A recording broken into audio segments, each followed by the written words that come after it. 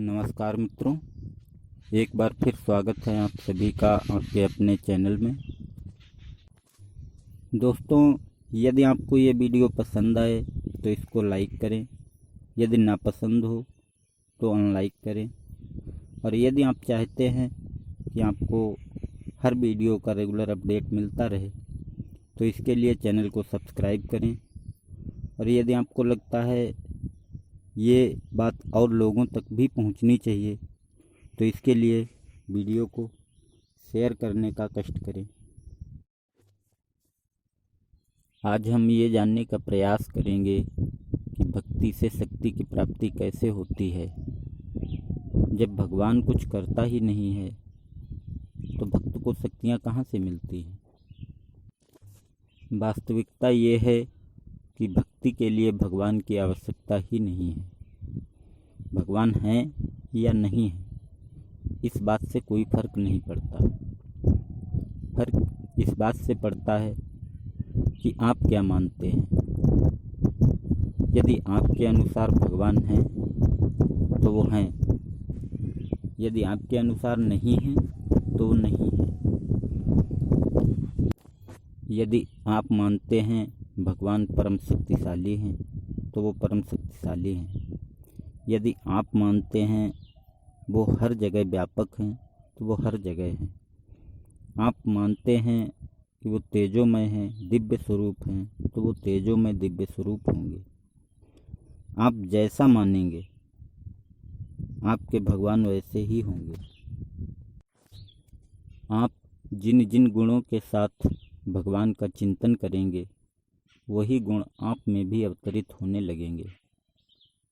इसका मूल कारण मात्र इतना है कि मनुष्य शरीर का एक सिद्धांत है कि आप पूर्ण तन्मयता के साथ जिस चीज़ का भी चिंतन करेंगे आपका सूक्ष्म वही रूप धारण कर लेगा।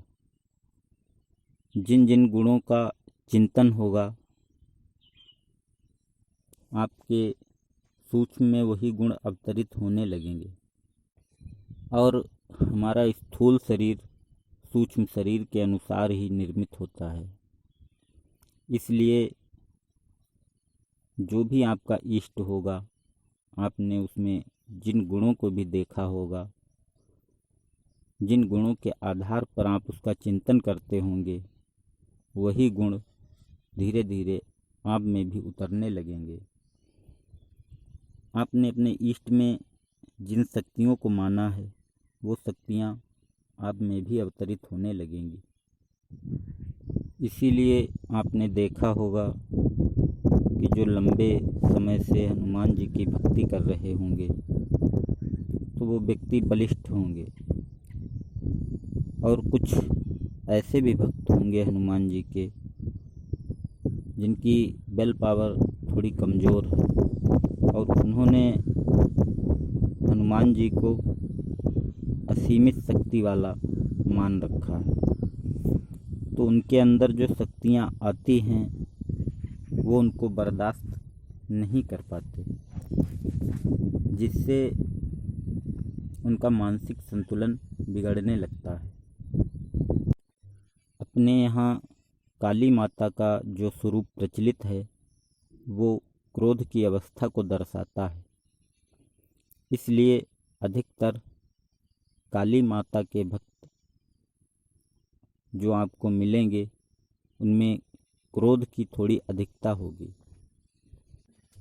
जो व्यक्ति शंकर जी के शिव रूप के उपासक होंगे वो शांत प्रिय होंगे और जो शंकर जी के रुद्र रूप के उपासक होंगे वो थोड़ा उग्र स्वभाव के होंगे। यही सिद्धांत मुक्ति में भी काम करता है। साधक साधना करते करते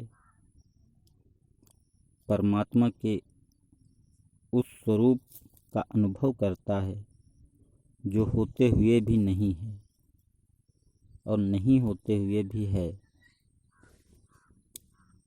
उस स्वरूप का चिंतन करते करते साधक उसी में लय हो जाता है।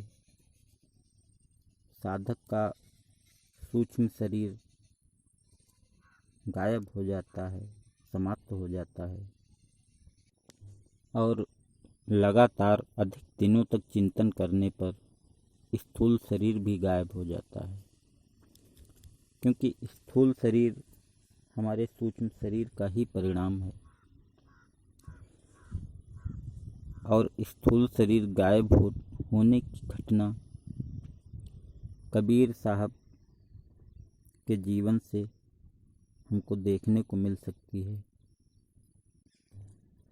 मीरा जी कृष्ण जी की साकार उपासक थीं, तो वो उन्हीं की मूर्ति में लय हो गईं।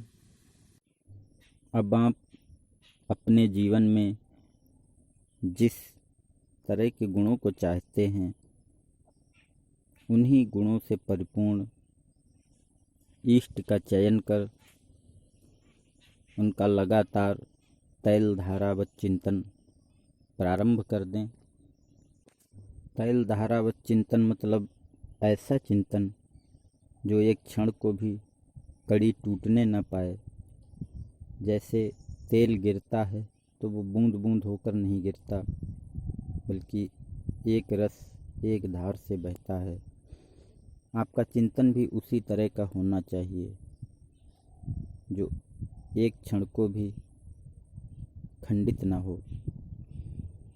ऐसा चिंतन करने से जो भी आपका इष्ट होगा, आप अपने इष्ट में जो भी गुण देखते होंगे, वही गुण धीरे धीरे आप में अवतरित हो जाएंगे।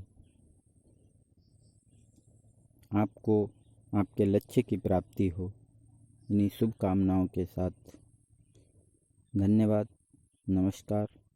मिलते हैं अगले वीडियो में।